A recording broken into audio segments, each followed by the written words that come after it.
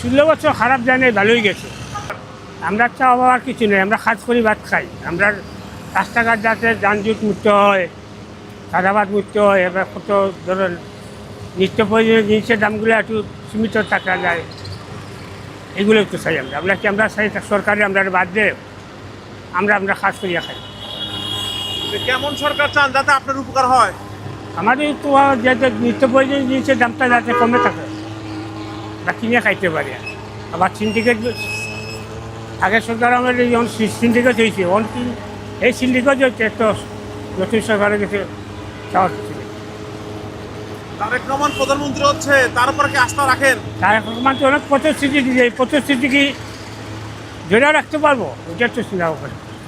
তো 16 বছর কেমন লাগছে শেখ হাসিনা আমল আর এই সময়ের মধ্যে পার্থক্য কিছু বুঝবেন? তবে 16 বছর খারাপ যায় নাই, ভালোই গেছে। মানুষের ইনকামের পৌঁছা ছিল, তখন কিন্তু মানুষের ইনকামের পৌঁছ নাই।